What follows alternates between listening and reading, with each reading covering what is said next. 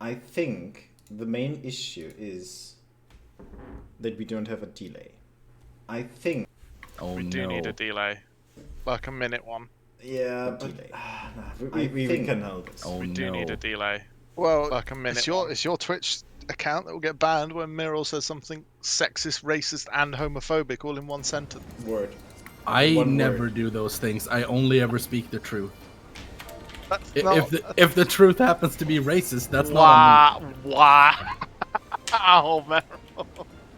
You can't say things like I Okay, can. by the way, we're live. I just Just did. saying, it's like, Merle, Oh, your introduction no. needs to go somewhere here.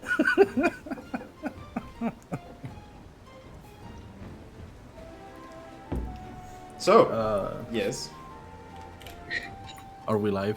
Yes, of course! Like, 2 minutes ago. I see. Cool. Well, welcome to the Slanted Eggs podcast. I'm joined by the usual fucking morons from the Trouble Trio, which is Malkir and Kong, and we're also joined by Jace today to be our anime guru. I don't know what we would call her. The local weep. Yes, the Global. local degenerate. She's that registering our- on a global scale of weakness. Is that our official title within the FC now? Is the Trouble Trio? I'm still What? pushing for Kong's Boys, or, you know. I will leave if we are ever known as Kong's boys. I would vote for Kong's Boys. Yeah. That sounds like a I just needed something short that fit on the meme, and that's why I was like, oh, let's go with Trouble Trio, because MMK didn't sound that cool. Does that mean we can finally get our rank changed To what? in the FC to Troublesome Trio or? No, you stay Dented X. You paid for that rank, you stay that rank. I mean, we paid for the permissions so that we didn't have anything. Yeah. I think the name was included, though. We would have to change the graphics on the website, and Oh no, that's just more work. That's just more work for Jassar, to be fair. So I'm all for it. that's mean. Jassar is the one who needs like. Did you just call him Jafar? Yeah.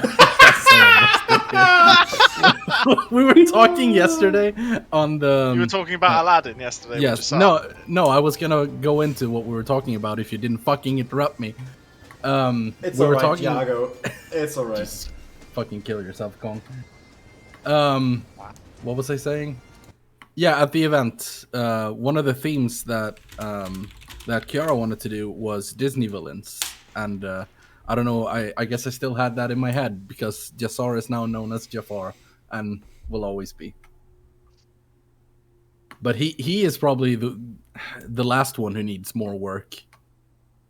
Mm-hmm. Everything gets pushed onto that poor boy. Exactly. Why change? I can neither confirm nor deny that statement. Because it was also worth pointing out that our guest Jace is also a member of the Ancients. Yes. So It's a we've made-up rank for, you know. We've gaming had the community. big we had the big boss on, and now Yes. we've got one of the underlings. We're gonna keep going down in rank until we reach the dented eggs. I mean, we are already here. And then we also, have a podcast about ourselves, which Yes. let's be honest is almost every episode. Yes. That's the best part. So Or the worst. I think we start with questions, and we take. Should we start with questions, or should we talk about anime in the beginning? because Questions. it's- Let's build up to the questions. The anime. Sorry. Okay, let's go. Maybe we talk about. I mean, Jace can't talk about anything else, so it will at some point. Fair assessment. Well, I mean, I could start off with a question that sort of links into it if you want. Why not leave that one to last? Yes. Fair enough. Do you know how transitions work? I mean, you are an amateur musician, but you know, a transition you should know. I'm not gonna say anything because I don't want to punch down. You know, you're not supposed to punch down in comedy. So Is I'm not it gonna is say it anything. true? Is it true, Meryl, that you were also an illegal street racer? Not anymore. That wasn't the question. The I question, were you? yes. Like a fat Dominic Toretto. I love how everyone think it was like really high profile, like those guys. I've got No, I've got it's Fast like and the Furious. you're Swedish. It's basically it's like Fast and the Furious with like huskies and sleds or something. I don't know. I mean, that would have been really fun. Let's I'm be honestly honest. not even sure if there can be any illegal street racing in Sweden, because when I was there, we were like driving the road down for 2 hours and didn't meet a single car. So where is the where are the rivals you race against? Where were you actually? Now that I think about it, you were. I have no clue. There was a giant lake, and we were so at the entirety of Sweden. I can't remember much about it. Like we saw there's a camping spot, and we called there in advance and asked if they still have a place for like two cars and the people included, and they were like, it's a bit full, but there should be still enough room. And when we came there, it was like a football field or two in the size, the camping spot, and there was just one other car, and that was, according to the owners of the place, a bit full. And we were very confused about what Swedish people identify as full, but that's how I learned that Swedish people just don't like people close to them. Yes, we don't like degenerates getting close to us, and we also really identify that everyone other than ourselves are fucking degenerates. That's how we motivate it, at least. Like, we don't want to be close to people because they can be, they can have germs and stuff and cooties. That's why we're all virgins. So we established Moving without on a to question questions. that all Swedish people are virgins. This is not my fault. I was not the one who fucking did this. Maybe I was. Yeah, you were. Yeah, you said Literally just insulted all of Sweden. Oh. This is not the first, nor will it be the last time that I do that. Okay, let's actually start off with a question from our guest. Yes. What is a song that holds a special meaning for you, or what is a song you think is something really special or meaningful? I don't think you meant Final Fantasy only, but just songs in general. Wait, who said in the... Wait, when you say you, do you mean Dash?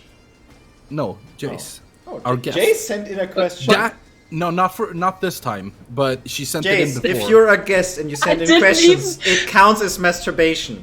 Just saying. no. Just listen, you fucking troglodyte. I just said it was an old question. Jesus Christ. I think Germans that was are supposed one to of be the. smart.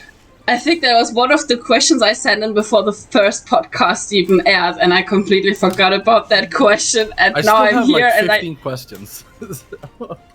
What can Okay. I fuck say? my life. That is a hard question.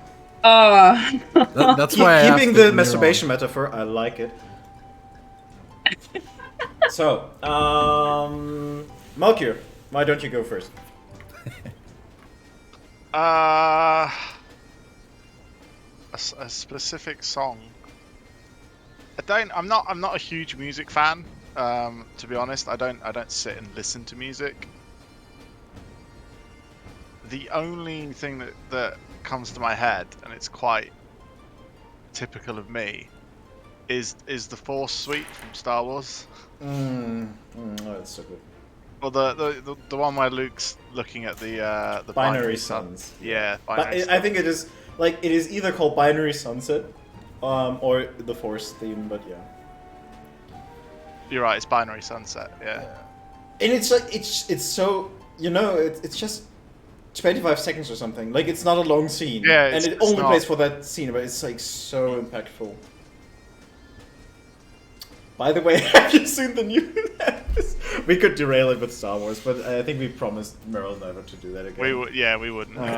You not promised me to never do that, but I would appreciate it if you did it when we didn't have a guest that also doesn't give a shit about. No. Star Wars. Jace in introduction, like when I did her interview to the company, I interviewed her and she got a Star Wars question and she answered it correctly, so... Everyone fucking knows at least a little bit about it. I think the question was, what is my opinion on the Disney trilogy? And I was like, they suck at Star Wars movies. Yeah. Immediately accepted. Did you watch Boba Fett, Carl? Yes, of course. Okay, that's all we needed to know. That's it. I won't say any more. Wonderful. So, special song. Do you have a song, theme, piece of music? For me, I mean, the first time Merle said, "Do you have a song?" My mind just immediately went to Visita Hinananda, but that would be a joke answer. Just to trigger Merle. I don't even know what you said. That's the Bass Hunter Dota intro. They say like in Swedish, we sit here together and play Dota, and on Ventura. Oh yeah. I know it. I know the song. I couldn't. Visita Hinananda or something. It's like I don't know. In whatever Swedish, whatever it is. Visita här i vänster. That's the one. I don't care. It's in Swedish, not in German. Whatever you said sounded like it was in German. Yeah. Don't worry, we'll try again. So, special song. I will go with To Xanarkand from Final Fantasy X because it was my first Final Fantasy, and I just I think it still holds amazing emotional value for me. That's a good one. Yeah. Jace. I was thinking, it's very hard for me to find specific songs that have really something emotional to me. That's one of the questions where I'm like, yeah, I would totally find at least 5 examples after the podcast.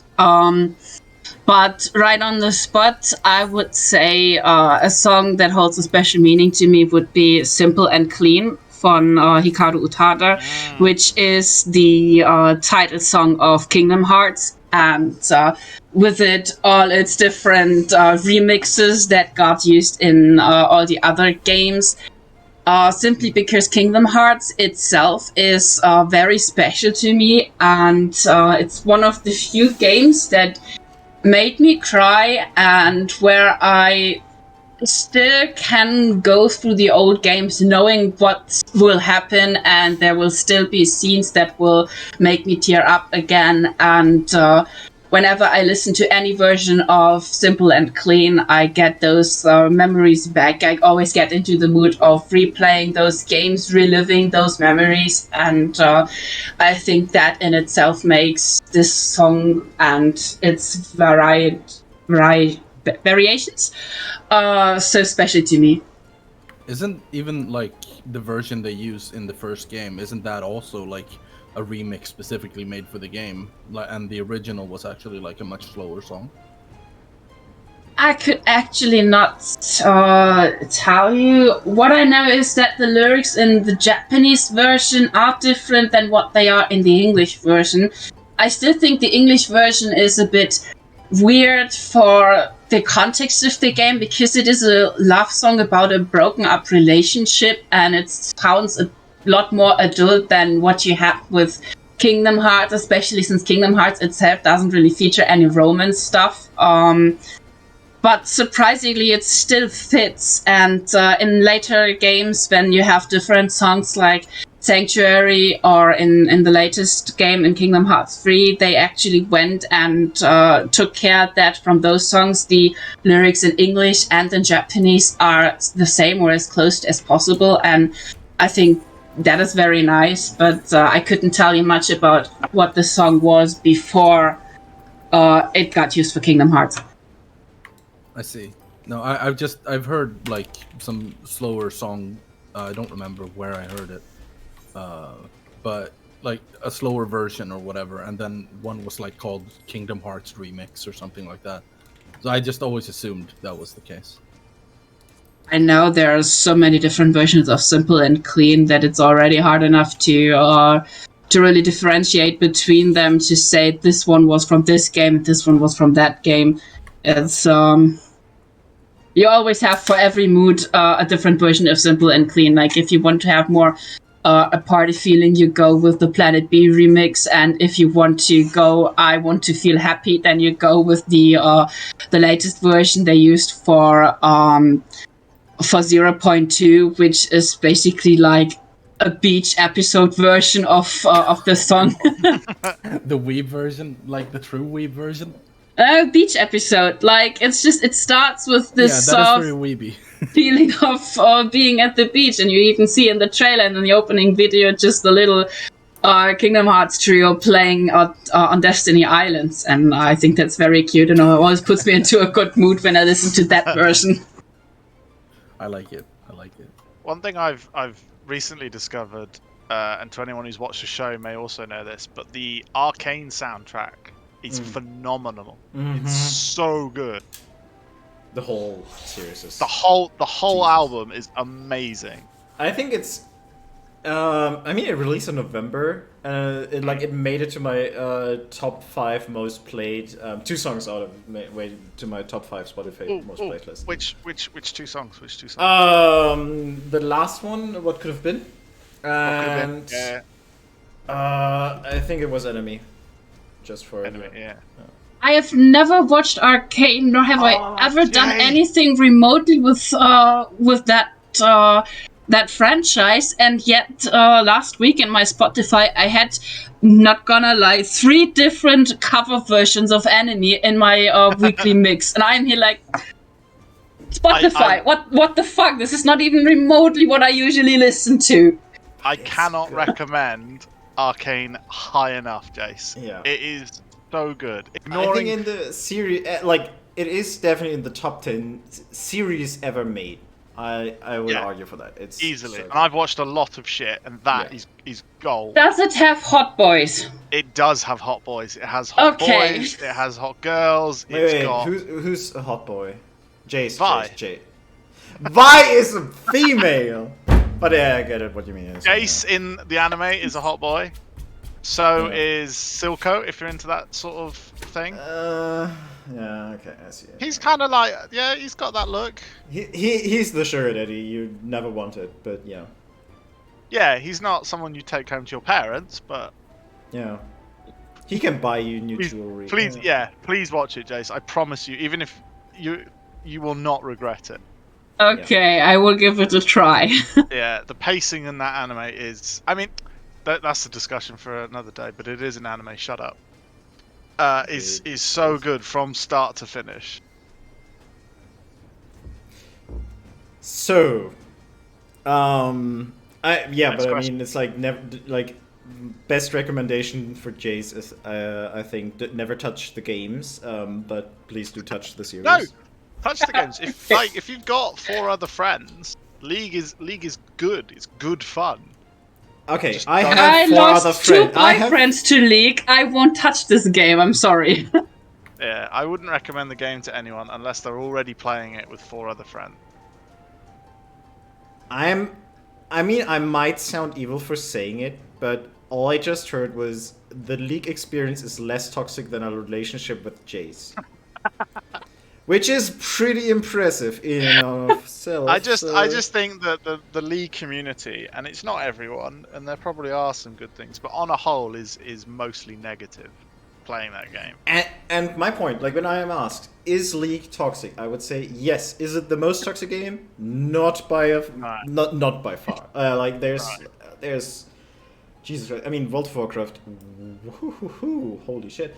I disagree, honestly. I don't feel like... I feel like World of Warcraft and League are interchangeable there. Like, from my experience. The thing is, the community in League does not prevent you from playing. In World of Warcraft, if you want to go for normal raid and you can't link, like, your fucking achievement for I did the shit on heroic... it's a completely different genre, so... Yeah, but I think it's like you still get reported for being bad in that game, which is like the most absurd bullshit. That happened to you, right? You get reported for being bad in both games. I think I reported Meryl, like even when we went to that stack. It's like I'm not surprised. You would be the person to report your friends. Yes, you are actually toxic, dude. People call me toxic, but you are actively toxic in that game. I actively report friends that I stack with if they fuck up. Jesus Christ. No, but if they morally fuck up, but yeah. Next time I do an expert with Kong, I'm vote kicking him at the start. Yeah, you have my vote. Holy shit. There you go. We're just going to go and immediately vote kick Kong out. Can you even vote kick someone if you're in a party? Like, I don't know if that's like a pre-made party. I don't know. Oh, okay. But I tell you what, we'll have fun finding out, Meryl. By the way, Shadow asks, what about Dragon's Blood? Which was... Malky, have you seen it? Is that the Dota one? Yes, it's the Dota one. I haven't seen it because I know nothing about Dota. It's not even like it just features. The story is something completely else, or not completely else, but it just it's.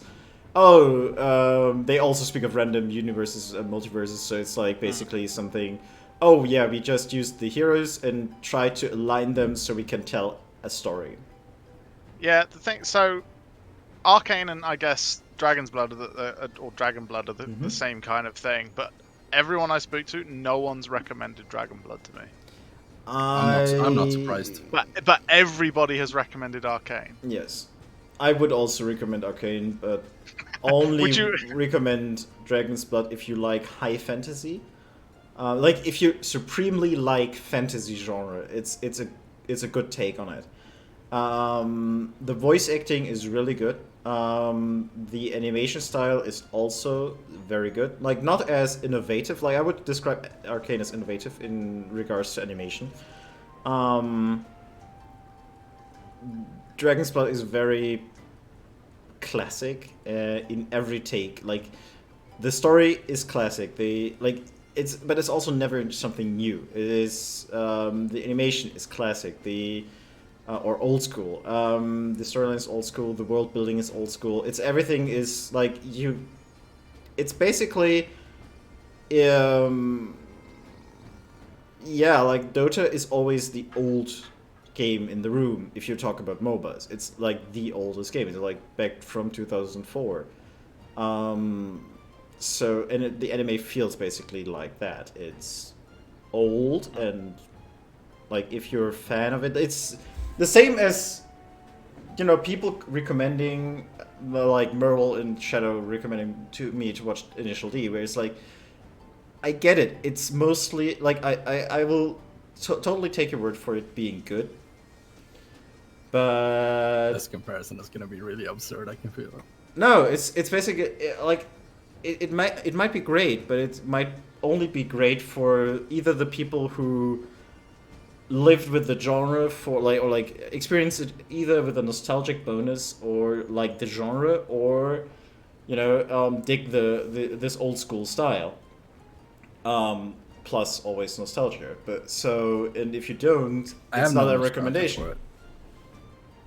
I watched it as an adult. Like, I have no nostalgia for it. You have the mental capacities of a fucking kid, so says the guy who fucking can't drive. What? Shots fired. No, you were talking about Initial D, so I don't want to hear anything about fucking cars. Have you got another question for us? Otherwise, we're just going to shout at each other for the next 30 minutes. Isn't that usually how it goes? Like, I ask one question. Not with a guest. With a guest, we have to let the guest talk. Yes. Guests okay, are important. well, we've already spent like half the episode, so I'm just gonna do the fucking. No, we started later, so it's like. Okay. Is this the question from Dash? Should we all sit comfortably? Well, if the Trouble Trio, she actually said that, were characters in a high school comedy / drama manga, what roles would they have? Optionally, what about other SDS members? But we should start with us, apparently, and Jace because she's here too. Can Merle be the pompadour, but kind-hearted, school, not bully, but the hardest. I know which one. I know which one you mean. Pompadour and the one with the pompadour and the wooden sword who rides a motorcycle to school. Yes, I'm totally down with that. You guys, you are not the main trio, but that second trio in Daily High School Life Boys Club, the daily life of high school boys. So that, like, you don't even the main. There was this guy that looks way too old to be in high school, and and there's two other guys. Like, they are there, and when they appear, it's really funny. But most of the time, you just forget they are part of the cast. Wow! Wow! Wow, that was savage. It's time for a mutiny, I feel. I like you, Jace. You can stay. I don't mind which anime like archetype or character style I am. All I want to do is do the anime glasses pose as much as I can. I can totally see you as the Poindexter character who like is really smart, but no one likes because you're such a smug bitch. Shouldn't that be me to some degree? Yeah, I was gonna say I don't mind which character. All I want to do is the glasses pose. I think deep down Malkier is the smartest of us three. I don't know why I get that feeling. That's a low bridge. I feel in line to the podcast, it would be like Kong and Malkier are those two dudes that always are at each other's throat, but deep down they like each other, and Muriel is just that third wheel that always comments on them like, they are at it again, huh? And I was about to go like, and deep down they always meet up in the locker room and in the showers and have weird yaoi sex and all that stuff. Wow. Then again, it was the question was for anime tropes, not hentai tropes. So there you go. Yeah. You just revealed something more than we wanted to know about your tastes, I think, or at least what you watched. I watch everything. I see that now. Does that mean that Lila would be the class president? No. I would even say she's president of the school council. Nah. Having all the might and all the authority, and then you have Jasa as her right-hand man, and in actuality it's Jasa who's doing all the work, and she's just there sitting on the throne. You're just going by their positions, not by their personalities, because Lila is, I feel like, would be the weird occult person in the back of the classroom, which, like, there's, like, this ominous dark corner, and you're always like, maybe this person stepped someone in the schoolyard. Maybe not. No, that's way more Jace than no. That's way more Jace than Lila. No. I think the other one was way better. Jace is easily the twin Turtles girl with giant pink neon hair that runs around everywhere. Yeah, and it's like obnoxiously anime. It's like, yeah, that could be that could work too. I'm just a joke relief character. Absolutely, just like walking into the sliding doors and stuff. Yeah. I mean, we're all comic relief characters. None of us are the main character. I'm not. I'm super serious. Everyone laughs at the super serious kid. Like, I think Valkyrie would be really good at, the antagonists of the first arc to prepare the protagonist to be like, yes, you pass our trials, but we are actually friendly. Now you're prepared to, fuck up the school president of the other school. All I can think about is keep coming back to Bleach characters, and that would make us Renji and I forget the ice guy's name. Wait, the ice guy? Jace, help me out here. The kid. The kid. Oh, Toshihiro. Toshihiro, yeah. Yeah, it's a guy. That's what would make it us. I'm okay with that. Would I be the bald guy then? Out of that? Like, no, you'd be Matsumoto. Oh, I see. I'm okay. I'm okay with being the guy or the girl in this case. That's just there to look sexy. Wait. Yeah. But no, we're not doing like the 11th edition, right? Completely useless throughout the entire of all the series, but it's still there for fan service. No, he's like very important at the end, isn't he? Like, have you read the manga? She's useless, is she not? No. You're thinking of someone else. No, I he's thinking of Matsumoto is the big poop one. I remember. Yeah. Come on. Who were you thinking of? He was thinking Ice Dude. No, the one with the flowery ear thing. The vanity one of the 11th. Oh, the sissy boy dude. Yeah, the sissy boy. Yeah. Yeah, okay. No. Because you went with the bald one. I remember the bald one, but you went with like, oh no, the other one. And it's like, Oh, okay. Yeah, I understand. Do we have anyone else? Who else? I mean, Shadow is like this super nice Shadow kid in would class be who brings lunch for everyone. Like it feels. Shadow would be the class president. Shadow would be the teacher. Screw that. That's fair too. He I comes was like in. Homeroom teacher, or if it is a sport anime, he would be like that one teacher that volunteered helping out to get the club rolling, but he has actually no clue about the sport itself. Yeah, he's like the coach assistant. Yeah. Yes. has no idea about what any of the main characters are doing, but relentlessly tries to keep them out of trouble. He's just the guy, like, he wants to support all the characters, and that's why he always keeps notes and tries his best to learn everything, and it's just all overall supportive. Who else do we have? Well, there's none other, like... No one else that matters? I don't know. Yeah. Wow. Sorry. No. That's evil. I feel like actually if you have our hardcore raiders like Rive, Toadie, and Kong, they would be like the rival team. They would not be part in this school, but they would just be the... Huh? Was I listed? No, Rive, Drayden, and Toadie. Oh. Like they are either like the upper year class that is always be there like, yeah, we are the legends you strive after, or they are like the rival team from the partner school, which you always have to kind of fight against. Like deep down you're still friends and everything, and if there is a common enemy everyone helps each other out, but other than that, if it's in a friendly competition, it's hands down war. Yeah, deep down we're friends. So, next question. No, but that was supposed to be the leading question to the anime. To the anime one, yeah. Okay, talking about school anime, I started a new anime yesterday. Is it Dress Up Darling? Nope. Oh, okay. Keep your thirsty mind really somewhere. No, I for a weird reason, like I was a bit bored yesterday. I wanted to do sports after work, and I was like, okay. And I usually watch Netflix or something while doing sport. So Netflix and chill. Yeah. Later. Netflix and drill. Giga drill. So, do you want to Giga drill me? No. Giga drill breaker all over me. The drill that pierces the hymen. Oh yeah. Okay, it's getting weird. Tenjo Tenge. Yeah, no.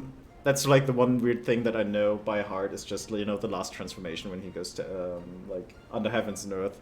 But I started Komi Can't Communicate because it's on Netflix. That's such a good series. And it was like I've seen the first 2 episodes, so please no spoilers. But it is genuinely fun. I haven't seen even one yet. I was gonna wait until it's all out. Yeah. Maybe it is all out. I don't know. But it's just got a new dub as well. I have to say I'm amazed at the new style of animation, or like the production value that goes into animation, because like I remember this kind of anime was really kind of expensive, time consuming. No, like back then, like when I watched anime back in 2008 or something, like this was be low budget ish niche, slice of life. Like there were like 500 slice of life animes releasing per year, so they wouldn't have that level of animation budget. And like I'm honestly impressed, and it's like actually really fun to watch. So yeah, I'm actually watching anime again. You absolute weeb. Yeah.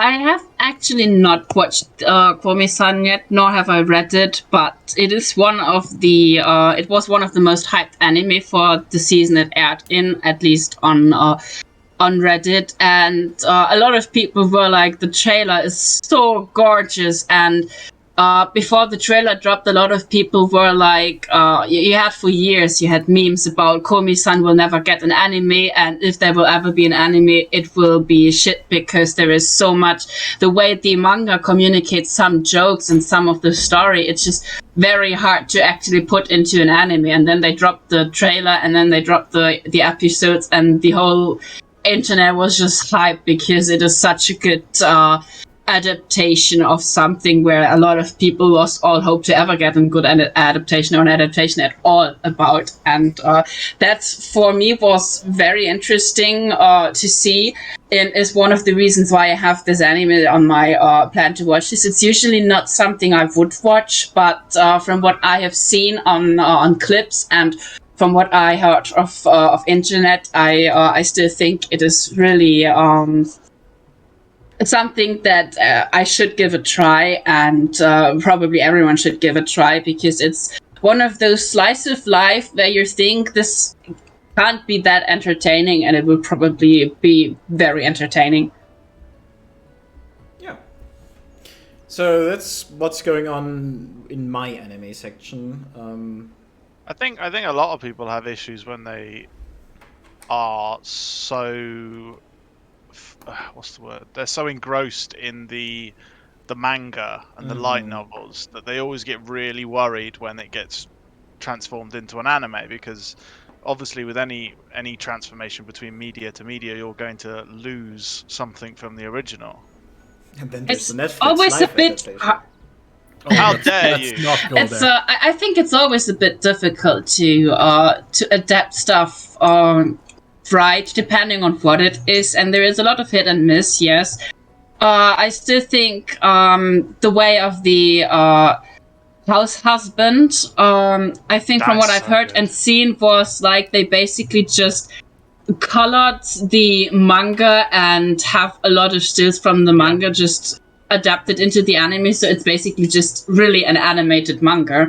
It literally And is. There's then- very little animation in the actual scenes. It's What's just its name? it's just The way of the house husband. It was. I think the plot is you had this mafioso and or street gangster yakuza. That he was a yakuza and he fell in love with just a normal woman and married her and decided to leave his yakuza life behind and just be like the housewife, but it's the house husband, and he just tries his best to have this simple life, and all the people he used to know just kinda can't understand why he gave up being a yakuza successful for just being at home and cooking for his wife. But there are so many jokes in it. It is very funny, and it's just very refreshing to see. I mean, it sounds like a comedy show. Yeah, it is. It is. Easily. And just the way, like the normal things like you and I would take for granted about, how to clean the floors or how to put the laundry on. His just violent overtones he does everything with is just hilarious. That actually sounds really fun. Yeah. I might have There's to. a brilliant bit where he's chasing a fly or whatever in the house, and he pulls out one of those wooden yakuza knives that you see in all the anime and the shows. It's just so funny. Okay, I actually had to search this up, and yeah, I can see exactly where the jokes come from just looking at how he looks. And anime movie adaptations are always good. How dare you? How dare you say that the Death Note movie wasn't good? Wait, are you serious? No, I'm not serious. The Death Note movie on Netflix is terrible. Is it a movie or is it a TV series? It's a movie. It's a movie. It's awful. I don't know if there's a TV series as well, but the movie is fucking garbage. My ex made me watch that, and it made me want to fucking kill myself. I hope that's the reason she's your ex. Yes. Wow. Actually, no. But I when I was watching that, I was hoping he would write my fucking name in the book. Holy shit, that was the worst. I just watched the trailer of it, and even that was already intolerable. And I was like, damn, I didn't know they could make it worst. that. Yeah, it's. I don't know if it's regarding if anime adaptations, they like, even if it is an anime original or if it is a manga original, just let it be an animated media, and that say like just keep the real actors out, please, because I feel like that's. I think there are stories you can do very well if you adapt them into real life, but I would say it's very hard with the stuff that is based on supernatural kind of things. Yeah, that's where you have to need a lot of CGI. I heard rumors about like Hollywood wanting to adapt Kimi no Nawa, where I think it could work, but it still should be based in Japan because there is so much cultural stuff in that movie that trying to make it into, I don't know, a Texas country chick and a New Yorker would just be absolutely ridiculous. You overestimate the American capacity. The American capacity of ruining things. No, of recognizing other cultures. Yeah, that's Also, that animation in that film is beautiful. Yes, it absolutely is. That Each movie panel is. feels like it's hand painted. It's insane. I still haven't watched it. It's on my list, so to speak, but I haven't It's gotten around very to it. good, and I do recommend people going in there blind. Like, I knew nothing about this movie except when it aired. Tumblr basically exploded about this anime, and I went in there blind, and I was completely blasted away. I bought the DVD afterwards, and I still love watching this movie with other people. It has less of an emotional impact on me now that I know what's going to happen. But even then, it's still just stunningly to look at. And in general, it's just a very, very good movie, and I just can hardly recommend it. And there's a reason why this movie was in the charts internationally when it dropped. Yeah. I mean, I saw it blindly as well. It's like, for me, when I saw Your Name, because I sound incredibly pretentious, or I feel like incredibly pretentious when I say the Japanese names, I'm like, top. I saw it for New Year's. Like, the first time you did your New Year's event, like, a friend came over and she was like, you have to watch this. And I'm like, I don't know. It's like, I don't like, I'm not watching anime anymore like that much. It's like, really? And like, but after halfway, I'm like, oh my god, is this really is this really happening? Oh my god. And I turned completely like 16-year-old American girl. I was like, oh my god, no, not really, no, this is not happening. They can't do this. Oh my god. Yeah, oh my god. A Valley Girl immediately. In that vein, I haven't watched it myself. I read the manga though from chapter 1 onwards until it finished airing. Which can emotionally destroy you completely is A Silent Voice. Because that one is also one of those movies and those topics. It doesn't shy away from very happy topics. Like the synopsis is you have this deaf little girl, and because she's deaf, she has trouble connecting with people in school, and she gets bullied very, very hard to the point of switching schools, all in elementary. And her main bully afterwards felt very, very bad about it, because once she was gone, he became the main target for everyone else to be bullied. And afterwards, he actually spent years learning sign language in hopes of ever meeting her again and apologizing to her. And that happens. He meets her again in, I think, high school it is, and just tries to get to know her better and to redeem himself and just find his own spot in society, and so does she. And it tackles really hard the topic of people in society being disabled, and how it can really take a toll on the disabled people, on their family, on everyone around them. Like, this series as a manga didn't shy away from anything. It had everything in there. It has disabled, it has mental health issues, it has how to deal with certain kinds of loss in itself, and how to just try to make a life out of a shitty situation. And from what I've heard and from what I've seen, they put this whole series that ran for years in a monthly manga and managed to get it all into a movie, and it is absolutely glorious. Like, that movie, I haven't watched it, but I can still guarantee you it will blow you away, and it will absolutely destroy you, and it will be one of those things you watched it and it will stick with you for life. Yeah, I actually read that.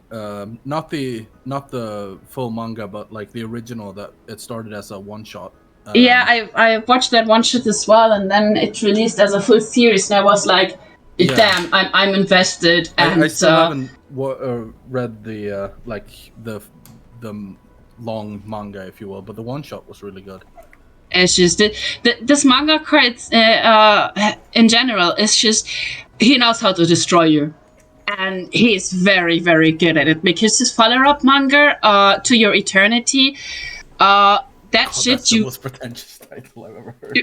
It's an actually very interesting thing, because you have this weirdly godly figurine that created a being that can't die. And the premise is this being, if it gets touched by something else and this something else dies, this being is able to absorb their appearance and basically adapt to their life. And you have this in the very first episode, in the very first chapter. It just gets dropped onto Earth as a stone. Then at some point you have a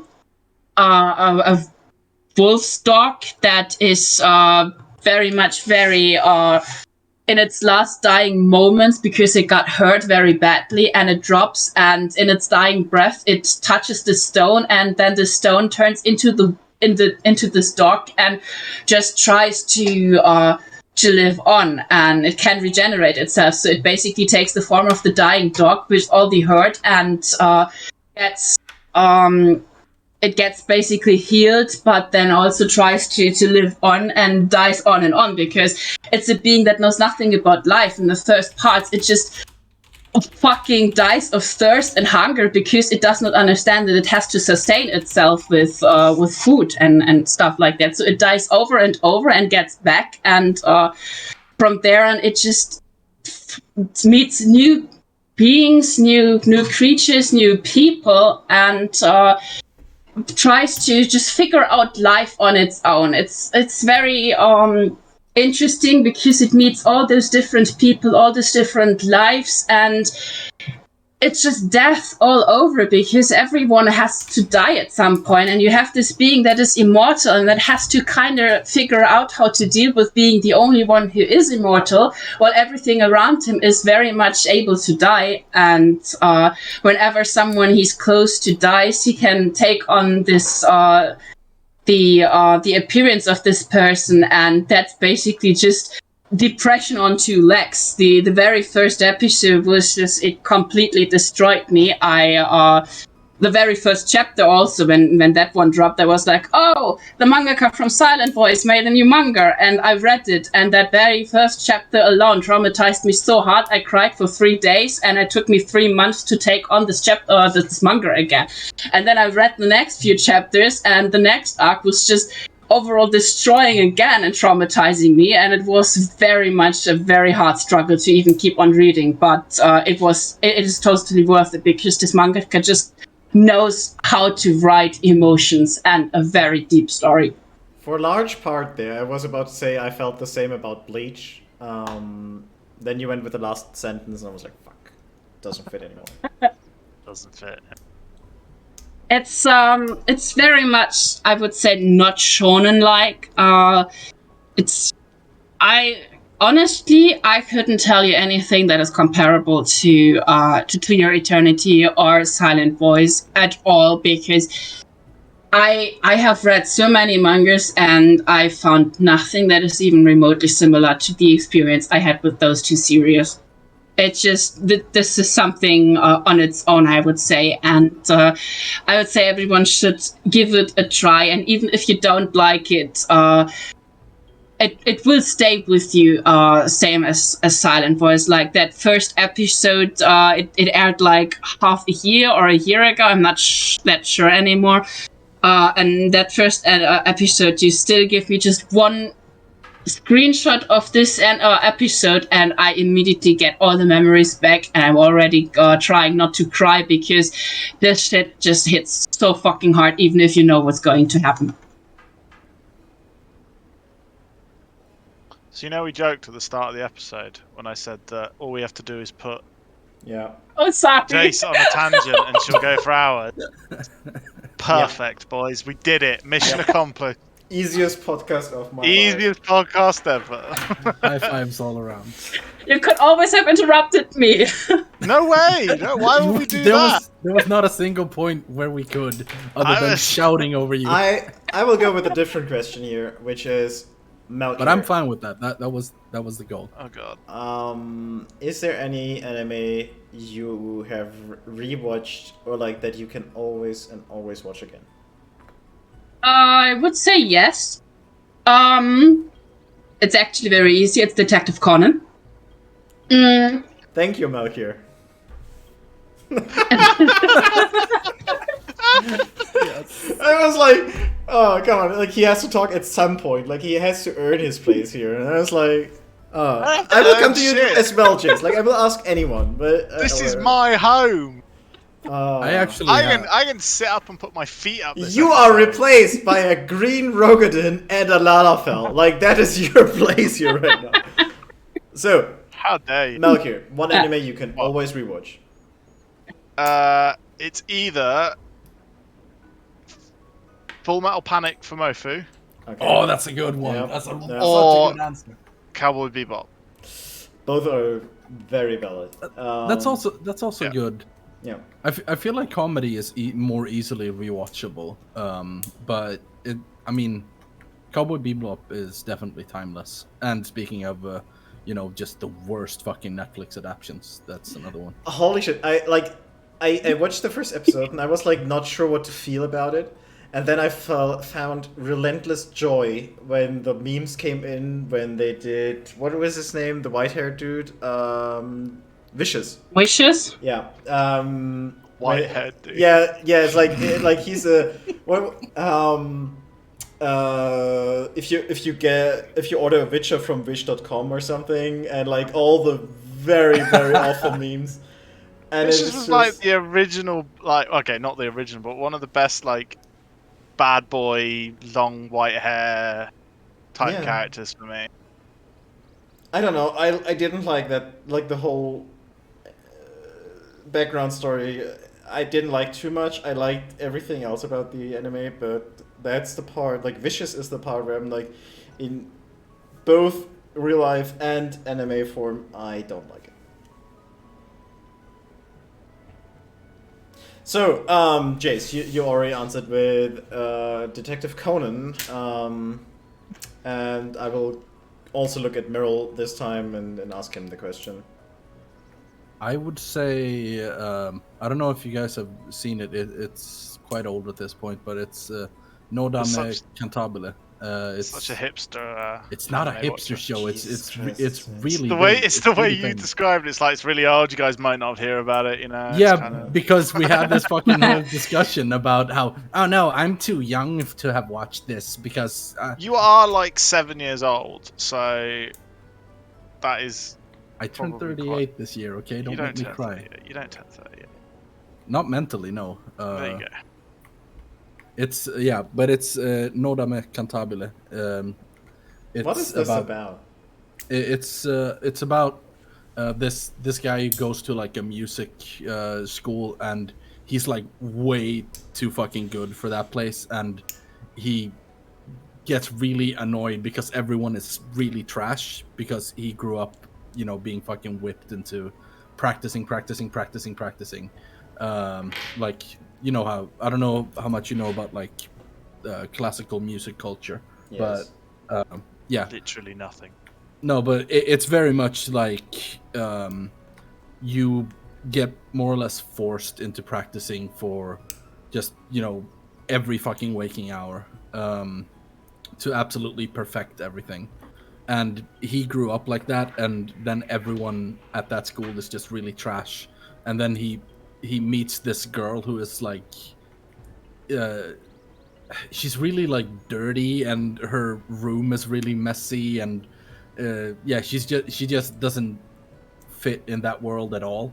But then when she plays piano, he's like, no one plays like her. Oh, she's so amazing. And it sounds really generic and silly, but it's such a good show. Especially the first season. The two subsequent ones weren't as good, but they were still good. But that's one show that actually has a live adaptation that's also really good. Which, since we were on that subject earlier, is really rare, and that's one of my favorite shows. But I am a music faggot, so there is that. Wow. Yeah, nobody noticed. I can't fucking mention even one show, but without everyone being like, "Oh, you're so pretentious. You're such a."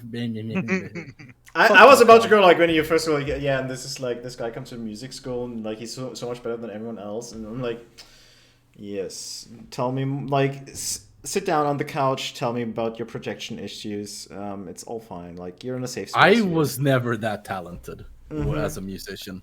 I mean, I spent a lot of time playing drums, You're but just I was modest. not talented. You have never even heard me play. I think there was like a slave ship that needed a drummer. So yes, that's fair. That's about my skill level nowadays. I used to be okay, but I'm not anymore. So, do we have another question? We have time for one more. Like we started 10 minutes late. I guess see the time we had 55 minutes. So you got time for 5 minutes then. Yeah. Like one question or quarter monologue from Jace. Ignoring Detective Conan, what's your favorite anime? Favorite anime, I would say it's Katekyo Hitman Reborn. That was easy. I don't even know what that is. Help you. She says that all the time. She has like her little waifu shrine. I just tried to get a Husbando shrine, and I only have this one figurine and an android of him. Okay. Sounds the one figurine is already shown like signs of heavy usage. I know. Wow. Heavy usage. It was actually my very first anime figurine, and I got it as a birthday present. I think years ago, and at that point, I actually didn't even know that anime figurines of this anime existed, and I was like, "Fuck!" I thought you were gonna say I haven't actually even used it once. This is gonna be really bad. We don't lie on this podcast, Meryl. Yes, we do. Yes, we do. We do lie. Just half the time. Katekyo Hitman Reborn is like still one of my favorite soundtracks, and but it was good until they went into the future, and then I was like, no, this is like whenever any anime does a time jump, or like we go into the future, we go to the past, like in general, like I hate the trope where it's like we leave the real world, like for any sort of reason. If it's time travel, if it's space travel, I don't care. Like that's the one thing I hated about Shadowbringers, is like, no, I don't care about this other world. Like, get fucked. I just keep it in the real world. Like, wow. I loved Endwalker in comparison to Shadowbringers because of this very issue. It's like, it feels like this is like I have a world that I want to protect, and maybe I'm way too much burned with bad dungeon masters in D&D or something who try the isekai theme where it's like, no, go fuck yourself. But can we talk about Endwalker spoilers here for a moment? Yes. Yeah, okay, it's your episode. Because if you say you hate time travel and other world travel, wait. That Meryl is not that far. I haven't finished Endwalker. Please. Why not? You're Jesus Christ! Meryl, I saw you were in zone 6. You already are past I'm not that in zone part. 6. I'm in zone 5. What is I've zone never 5? been in zone 6. If you're in zone 5, you know exactly what I'm talking about. I've been to because Elpis. that is just my counter-argument against Kong liking Endwalker about Shadowbringers, because Endwalker also has the stuff he hates in Shadowbringers. That's what I was gonna clear up. I wasn't sure what you were gonna talk about. You fucking mongoloid. Let me finish for once, and I would explain Do not call the guest a mongoloid, you asshole! Jesus Christ! This wouldn't have been an issue if you let me finish a sentence, you fucking... Nobody lets you finish. You're not the most important person. No, I know I'm not. Meryl is like the Genghis Khan of mongoloids, so it's like... Dude, he is the most successful in history. Yes. Luckily, is that it? Can we end now? Because I feel like this is... We still have to talk about Endwalker for 3 minutes. And Meryl just lost his spoiler protection privileges. No, we'll take care. But yes, there is time travel in Endwalker as well. But if it's just for information, like if you're like, oh, we travel back in time or we travel into the future to learn something, then go back to the real world to fix something, that's okay. Like that's a trope I can live with. But if it's just like we travel to a completely different, instance of a story, and we try to fix that, I'm like, no, I don't like it. If it's a sub quest where it's just like we need to learn something or we need to fetch an item from Like, I could do, like, what's it called? The big Marvel movie Endgame. Endgame spoilers here, but there's time travel involved. They're just like, yeah, we fetch items from the past or like the future, whatever. I'm fine with it, but because they go back to the real world to fix real world problems, and it's not like, oh yeah, we spent like a whole movie or a whole game or a whole add-on about like fixing another world that I never felt responsible for. That's my main issue. Like if they would have given me like in Stormblood a more of a feeling of like, oh, you're like this trans-dimensional guardian, the Warrior of Light is like responsible for everything, then fine. But I lack the distinct, notion of imperialism to care about other people's fate. But you had to care about that because otherwise your own world would have been fucked in Shadowbringers. Yeah, I mean, I know that story element, but it still feels like, I would have been fine with it being like, for example, oh, the moon is crashing in on us. It's like you have to go to the moon to fight baddies. It's like that's fine, but like because it still feels like rooted But Zodiac. Yes. What I hated about Endwater, and I'll be brief because we're going to run out of time, is that the bird woman comes out of nowhere.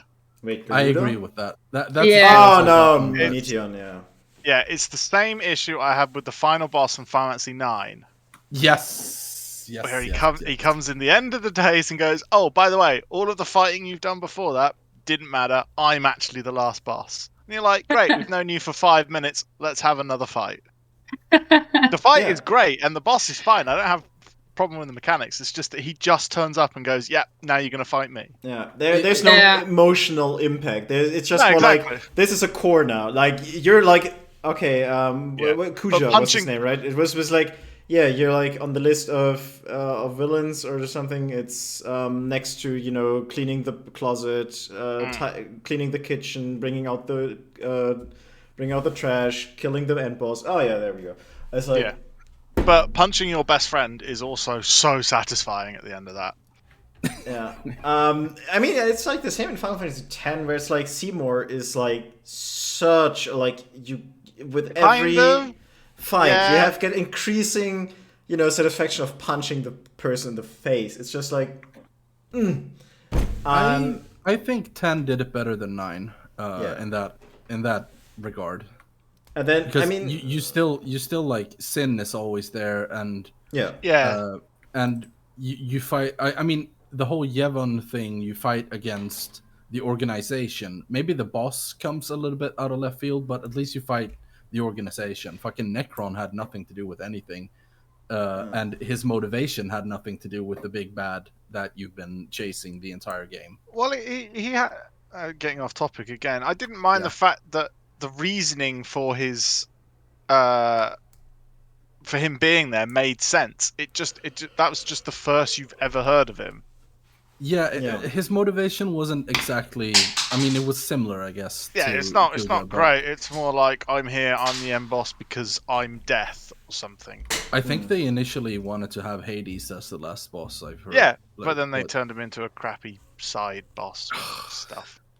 I love that game, but the end was a disappointment. I love that game as well. I think apart from the last 5 minutes of that particular fight, the game is easily one of the most underlooked. Most overlooked. Isn't it like usually it's 7, 9, 10 like the hype Final Fantasies? 7 and 9 are usually highly rated, but 6 as well, obviously. Yeah, I mean 6 and 8 are like the niche where like I'm a Final Fantasy. 6 is not niche. No, but usually like you can ask the average gamer and they would be like, yeah, no, Final Fantasy 7, like either from the remake or the original, sure. 7 people know. 10 people also know because it was like so well done. It was the first on PS2. Yeah, like it was defining for the PS2, I think. And there's like and then you dig a bit deeper in Final Fantasy and you go like, oh, 9, yeah, people go like, but then I feel like the average gamer doesn't know Final Fantasy 6. Like the only time I hear people talking about 6 or 8 is 8 even bit is more mainstream, but 6 is a bit so far off mainstream that it's usually like the Final Fantasy hipsters will remind you that 6 exists and it is in fact good. Like, it is a good game, but on the mainstream you would not hear of it usually. I gotta be honest with you, the only FF characters I knew before I started any FF game were from 7, 8, and 10, and that was mostly because they all appeared in Kingdom Hearts. And that was my only experience with Final Fantasy before I picked up fucking 13. And I still like 13. I disagree about 6, but I think that's like a generational issue. So I guess there's that. But it was definitely like before, well, obviously before 7. But if it wasn't for 7, I think 6 would be the biggest one to this day. You mean except for 8, 9, 10? No, I think if 7 didn't 12. have the impact. If 7 didn't have the impact it had, 13. I think 6 would be the most famous 15. one. Yeah, none of those are they're not bigger than 6. I know, I'm just fucking with you again. I mean, the numbers are bigger, so that's fair. That's fair. You know, don't forget that. It's just not like Meryl. You're a size queen. Like, don't let that fool you. No, it's because I'm not a size queen that I like 6, because it's a lower number and it's a shorter game comparatively. It's not short, but it's a shorter game. Guys. Yeah, we need to make a pin in. No. Why is 6 afraid of 7? No. No. Because 7, 8, No. 9. Booyah! Best joke of the podcast. I'm out of here. See you fuckers next week. Is your girlfriend pregnant? We're not doing it. We're not doing one. That was a dad joke. Not next week. That's a good joke. Fuck you. It's not a dad joke. No, that is a dad joke. Meryl. I'm sorry, Malky. It's a dad joke. Please check on your notes. The thing is, I'm worried that Melchior has COVID because he lost all sense of taste. But where's Shadow? He'll back me up because he's a dad and he wouldn't use. No, he's in a committed relationship. He's not going to back you up again. I mean, yes, he wouldn't know because he's not a native English speaker. Maybe he hasn't heard the joke, but it's definitely a dad joke. Right. Whatever. Let's end it on this point. That was my way to end the podcast. Okay. Good night, everyone. Drive safe. It's not even late, you muppet. Well, he's getting old now that he's gonna be a father. He's certainly suddenly tired. He's already tired. I would so celebrate it if, like, your girlfriend, wife, I don't know what it is. No! Still girlfriend because Corona. Anyway. Oh my god, yeah, there was that. Oh. Moving on. Okay, so thanks everyone for listening in. I will close the stream now. Also, thank you, Jace, for monologuing about anime. We desperately always did the happy break. to do so again. We know. We'll probably bring you on again for this reason. Thank you, Meryl, for attempting to moderate this. You did your very best. That will never happen. So also thank you to the Green, Rogadin, and the Lalafell for replacing Melchior to their full capacity. So, goodbye, everyone. Goodbye. Bye.